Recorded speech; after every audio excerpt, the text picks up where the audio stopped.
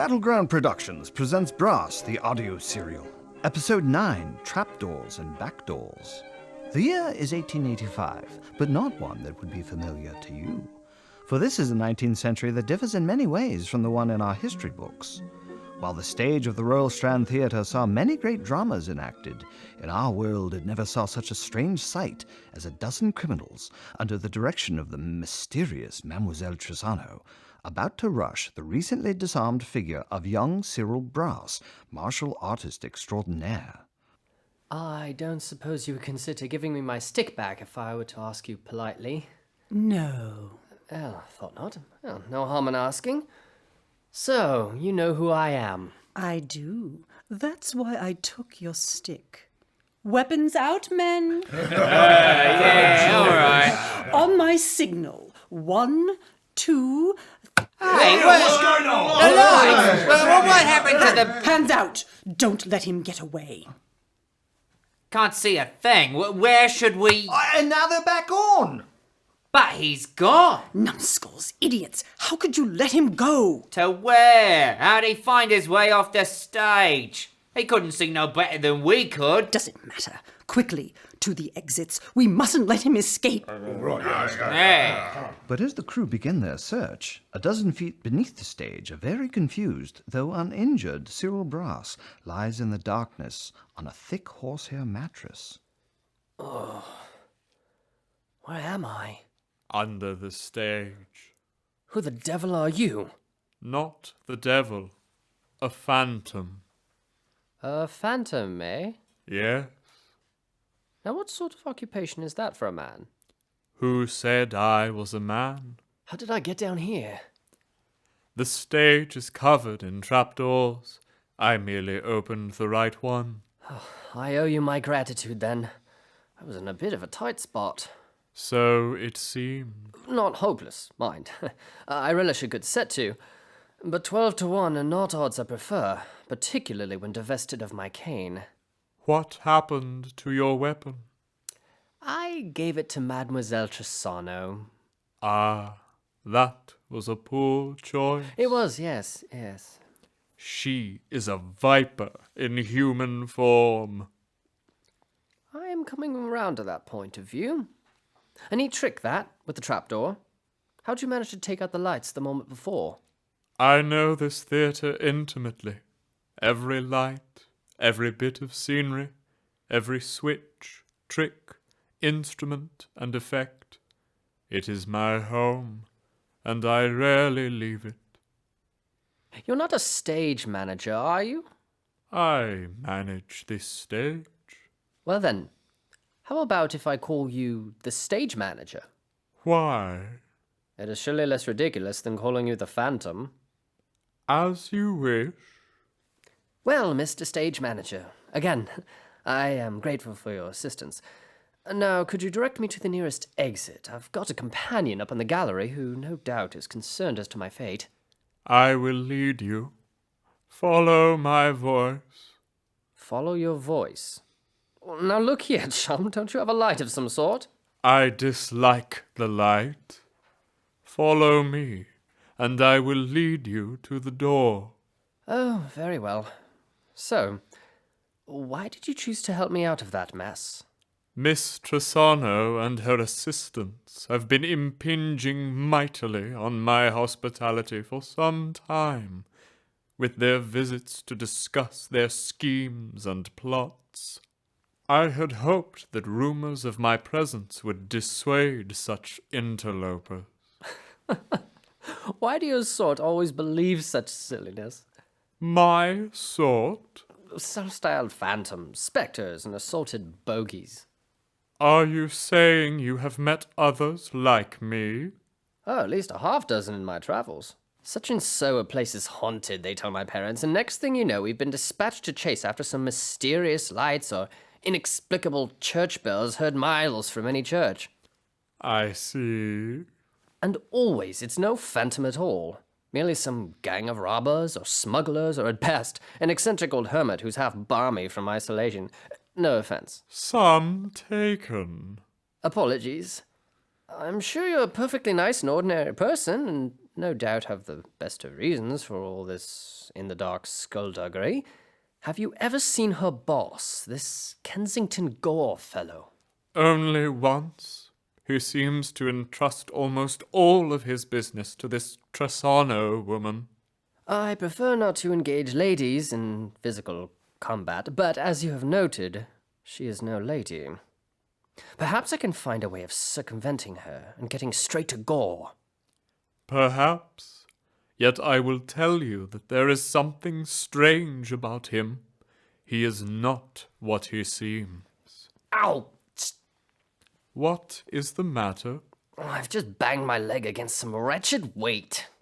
Watch where you walk. Oh, well, it's all right for you, Mr. Stage Manager. No doubt you know every floorboard under the stage as well. But I can't see in the dark, and so it... Oh, wait.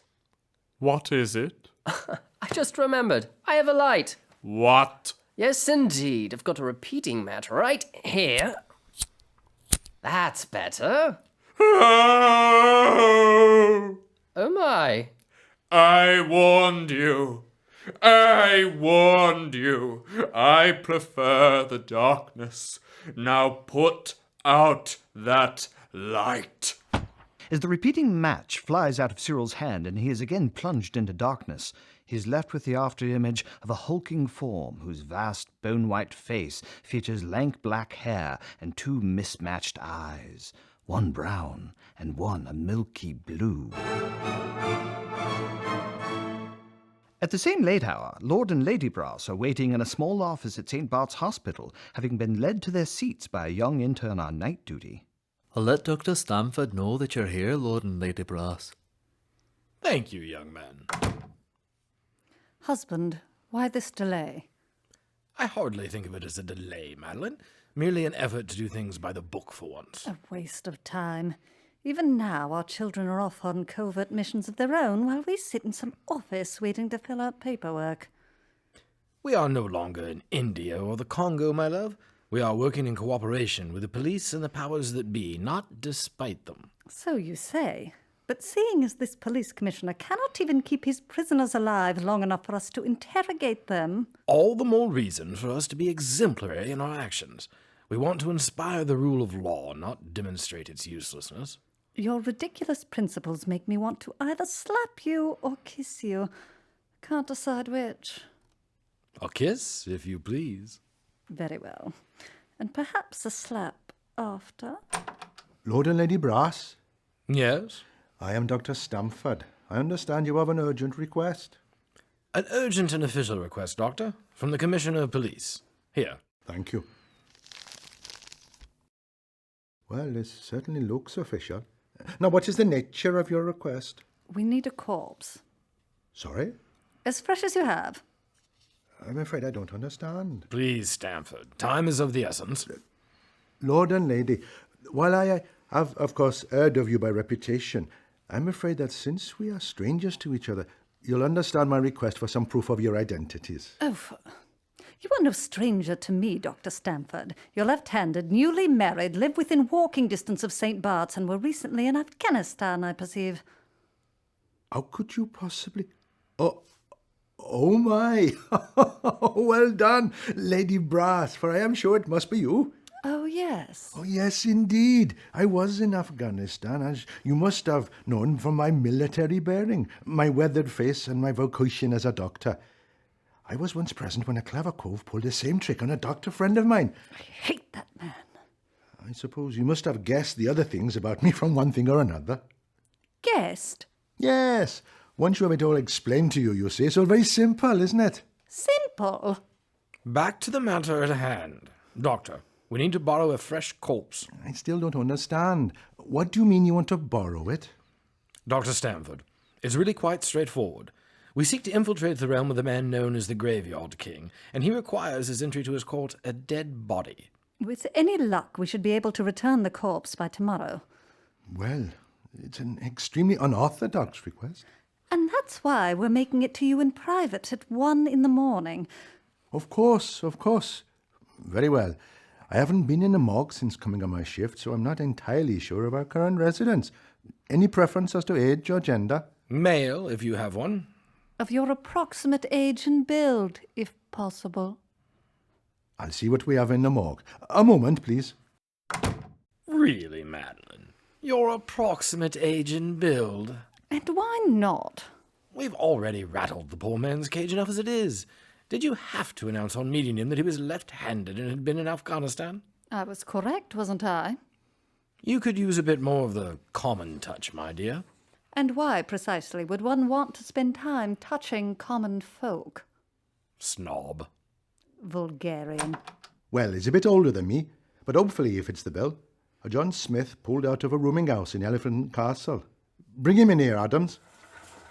Still quite fresh, I'm assured. As you may know, any vagrant dying indigent and unclaimed is brought to our schools for anatomical dissection. Vital information in training our young doctors. Allows them not only to learn their anatomy, but practice what we call forensics training. Now, while this probably looks just like a corpse to you, a trained medical man could tell you that this fellow died from... Apoplexy.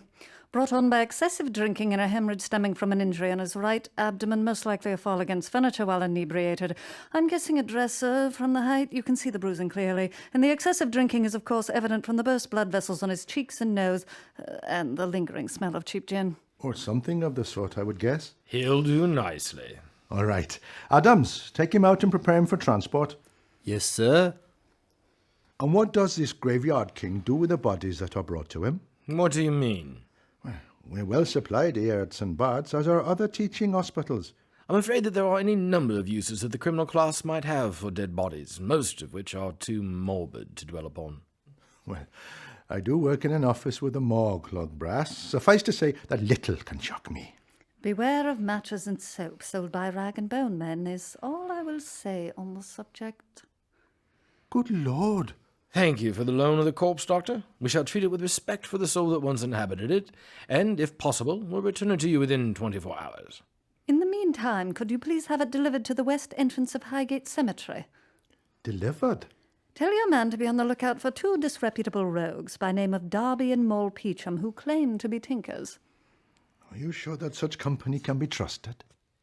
Implicitly, Dr. Stamford. They are the rules we shall assume. Good evening. But as the pair leave the back entrance of St. Bart's, the progress is watched by a figure in the shadows, a tall woman in black funereal garb. She turns to the urchin waiting at her side. And there they go, the clever lord and lady. All right, Nobbs, run to the night court with the following message for the graveyard king. They're on their way. I'll look after the body. Tell them to prepare the steam hearse. The boy scampers off into the night, and the tall woman smiles as she crosses the street to the door of the famed hospital. What is her mission? And what does it mean for Lord and Lady Brass? And what of their son Cyril, lost in the depths of a darkened theatre with a self-proclaimed phantom? And what of Gwendolyn, who last we saw facing the fearsome fangs and claws of a monstrous mechanical bear? Tune in next time as we discover the answer to at least some of these questions when we visit with the first family of the realm, Brass. Brass is manufactured by Battleground Productions. For credits and more information on our show, go to battlegroundproductions.org and find us on Facebook.